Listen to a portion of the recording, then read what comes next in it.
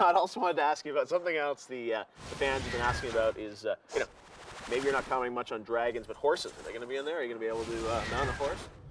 I would say we want to do that. Something we are definitely messing with, and we just want to make sure we do it right. So if it's a feature we think is really good, adds a lot to the game, we'll leave it in. And if we think it's rough and we can't get it there, we'll probably take it out. But I don't want to promise it yet, but something we would really, really like to have. It's looking good. Today it is. You never know. The dragons are looking good. The dragons are a lock, right? I'll tell you what, we started out very conservative with dragons. Yes. Well, they're only going to do this, they're only going to do this, we're going to constrain them to these things. But they turned out, they really are awesome. We are using them. So as opposed to like saying, we're done with that feature, now we can move on to other things, we're like, there is more potential in this feature than we had originally thought.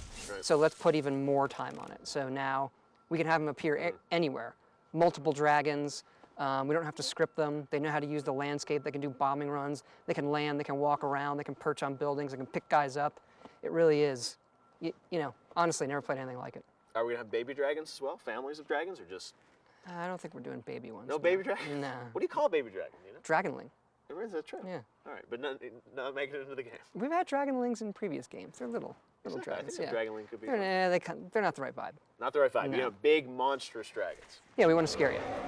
Now, are we gonna these dragons? Are we gonna meet them early on? Just kind of thing where it's like the payoff. You got to put in a lot of time. Or are they gonna? No, they appear pretty early. Okay. Yeah, and then they ramp up as the game goes on. Right. Now, we've talked a lot about dragons. We've talked a lot about Dragonborn. Who else are you going to be sort of meeting in this world? I mean, a lot of people wonder, are we going to see werewolves? Are we going to see vampires? I mean, how twisted is this going to get?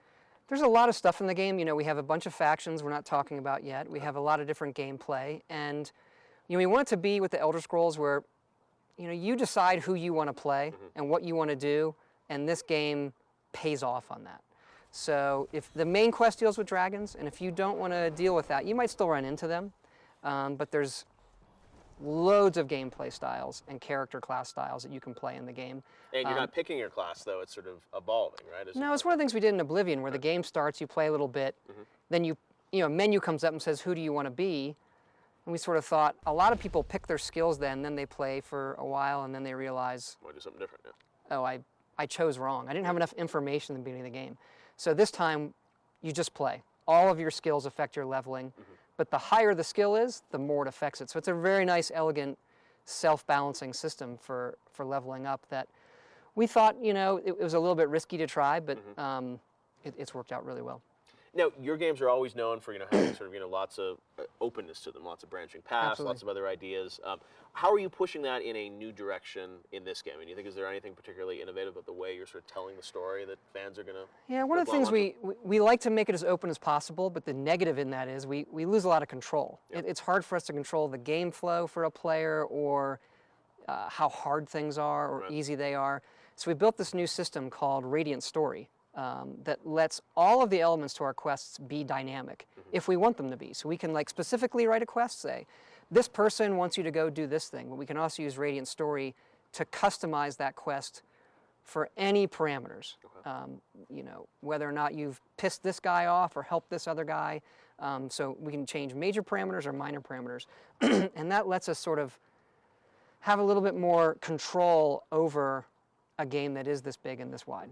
But how does that impact, the dialogue and all those other elements? Because, it sounds like there's so many different permutations and combinations. Yeah, when we started out, we were using it for everything. Right.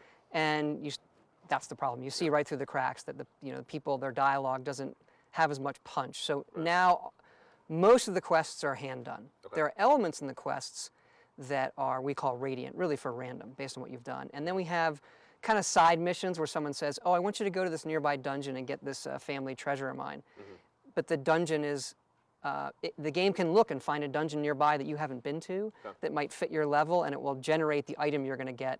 But it feels like a little side thing as opposed to, oh, this is a major quest that I'm doing. Right. So that's how we balance it. Now, we are in the snow-capped mountains of Skyrim, which is an area that's been on the map for many years in the Elder Scrolls lore. Why was this the time to go up there? We've always wanted to do a game there, just the whole feel of the world. It's really rugged. It's got its own unique culture. It's the original home of men in the world of the Elder Scrolls, and it's these guys long ago used to worship dragons, and now dragons are returning. Something we've always wanted to do, and just the right vibe visually and gameplay-wise with the dragons. Just something cool. Now, when you look at the Elder Scrolls series, I mean, you have done so many games, won so many awards for the games. You look at something like this. I mean, do you ever think about the arc of the larger story and sort of where you want to take the series, or is this sort of hey, it's like let's do this one and then we'll think of different land for the next one, or I mean, is there sort of a sense of where you want to take the series to its ultimate end? We take it game by game, honestly. Right. We want each game to be its own. We kind of treat the previous games as any good history that you'd have in a fantasy world. And no matter when we do an Elder Scrolls game, for the time that it's out, we just kind of aim for the biggest, craziest role-playing game anybody can think of. That's what we try to create. Right. That's what we really want to play. So we're definitely not thinking past this game. So the break to do Fallout 3, which was interesting for you guys, how do you think that sort of changed the way you designed it? I mean, was it nice to have a break? Did it bring you back with a fresh perspective? It really did. Fallout was something that we really wanted to make, as far as we love the series, and we did need a break kind of artistically from doing Elder Scrolls for 10, 12 years, however long we were doing it. And now it is, we're fans of the Elder Scrolls as well, so when it came time to do this game, our excitement level, we were really excited to get back to it. And there's a different kind of, you can make things beautiful in a different way, where you're standing in a meadow with flowers and trees and there's deer that come by, and being able to do that kind of beauty on the screen, and then going down into dungeons and getting into that ruggedness, it really is a different vibe that we missed. And snow, right?